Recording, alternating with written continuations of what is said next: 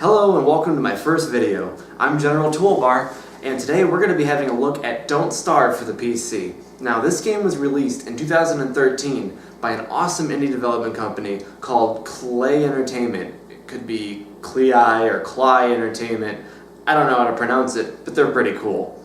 The game has you taking control of a character named Wilson. He's a scientist, and basically the game drops you in this dark and dreary world, and your main goal is to just survive. You have to make sure that Wilson stays healthy and well-fed and mentally sane in order to win. The game seems to take some sort of survival elements, kind of like Minecraft, and it's a lot of fun to play. But why listen to me talk about it? Let's get to the footage. Don't Starve Reign of Giants. I also picked up the DLC for this game, but I don't really know what that means, so hopefully we'll get some cool features from that out of here. So starting a new game, we've got all these different characters to choose from. That's pretty cool. I guess right now I only have one to pick from, and his name's Wilson. He seems like a pretty nice guy. So we'll go with Wilson. There's a whole bunch of world modifiers here too, but I'm just going to keep things as the default settings to be able to dive right into the game. So we'll begin. And this is the loading screen. It's pretty cool. I mean, we got a night and day cycle while it's generating everything. Got some pretty creepy sounds and things like that. Yep, still loading. I wonder what those hands are controlling. They're kind of just like pretending to morph the world, I suppose? Yep, still loading. These sounds are just kind of starting to get to me, man. Like, I don't know, it's something out of a horror movie or I don't know. Definitely creepy. I mean, this stuff's really gonna start, like, haunting my dreams or something. It's just... Alright, so here we are in the game, and this guy looks friendly. Looks kind of like the Ninth Doctor from Doctor Who. A little creepier, though. A little lanky and, I don't know, a hint of evil, maybe. So, my first step here, I decided to examine some things. Most likes to point out the obvious, like rabbits are looking for carrots, and boulders don't really fit in his pocket very well. And pine trees are piney. Of course, I wouldn't think there would be anything else. You know, not wood or green. Nope, pine trees are definitely piney. Then I picked up a sapling, and this was my first step to achieving Don't Starve greatness. So there's lots of wildlife in this game. There was a friendly mole that didn't seem too interested in meeting me, and a nice redbird too. Oh, and apparently rabbits in this game make the sound of a pig. Yeah, so there's that. Well, I needed something to curb my appetite so I don't starve. We got different meters up here at the top. We've got looks like a clock, and we've got a hunger meter and health, and I guess my sanity level. So these were these different kind of life bars in the game. So after I picked up some flint, I was able to make my very first tool, and that, my friends, was an axe. The axe was a really useful tool. I used it first to chop down some trees. I mean, who wouldn't? And it wasn't long before I was a tree chopping machine.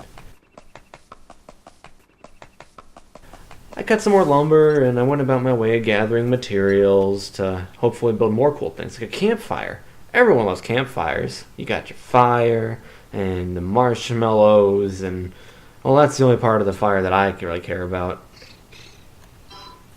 But I realized that the campfire was going to be crucial to surviving the night. So I wanted to gather all the necessary materials to get that.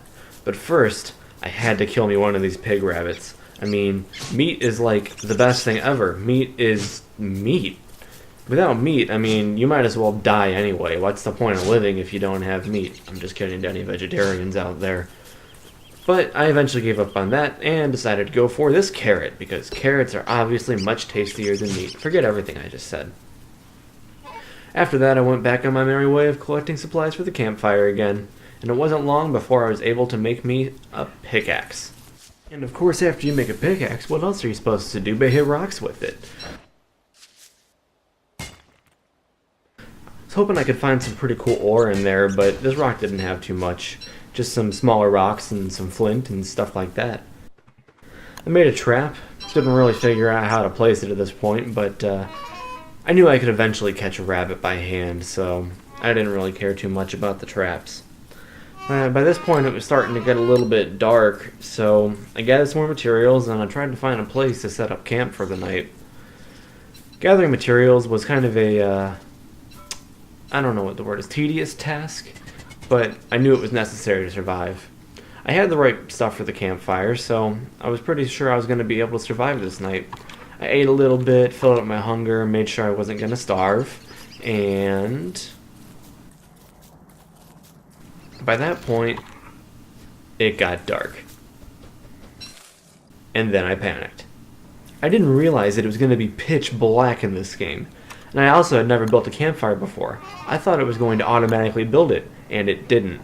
By the time I learned that I had to drag the campfire and place it on the ground, I was already being killed. So just get the campfire on the ground. That's what I was screaming in my head to get the campfire on the ground, but unfortunately, it was too late. Oh no. I died. And I survived 0 days. I'm good at this game. But trying again, I have the knowledge, I have the power, I can make it through this game. I'm not going to let it beat me. I stumbled across a mandrake, decided to pluck it from its home in the ground, and okay, we need to see that again. Yep, that's hilarious. Oh, and apparently I can eat them too. Cool. Found another one too. Picked him up, let him scream as he died in anguish, and, put him in my inventory. I also had my first encounter with the beefalo. He didn't seem too interested in meeting me either.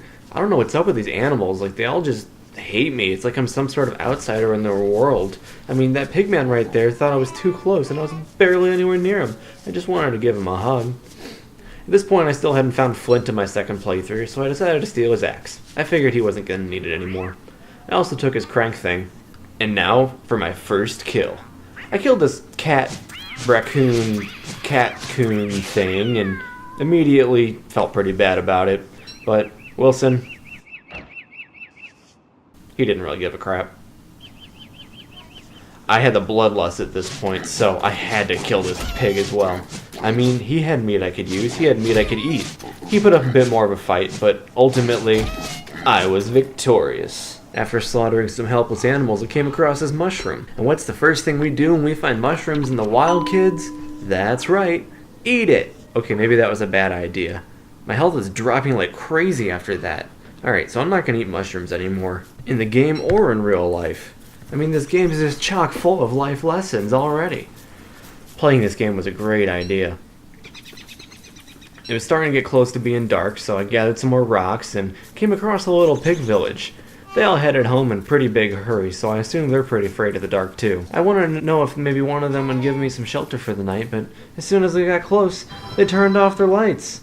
A little bit of hospitality wouldn't kill them. They're probably still mad that I killed their brother. Some people just can't take a joke. So I built a fire right in the center of their village, and I learned I can cook things. Tried cooking rocks, but I can cook mandrakes. And I woke up with a headache. So what's the first thing we should do when something doesn't work the first time? Try it again. Alright, maybe that wasn't such a smart idea, but surely eating them is a good idea. Nothing I do is working. Why am I so bad at this game? And now it's raining. But the rain didn't last for too long. So I knew that it was already going to be a great start to the day. I mean, who cares that I kind of traveled through time eating those things and cooking them? I mean, gotta keep looking towards the future, right? So, I did some normal stuff, collected materials, gathered things for fire, built a fire, the kind of thing you and I do every single day of our lives. Still can't cook rocks, though, so I guess that's a little disappointing. But the next day, I managed to create myself a grass suit, and I gotta say, Wilson looks pretty sexy in that suit. I also avoided near death from a wormhole. I mean, that thing was just full of teeth. It would have eaten me in one bite.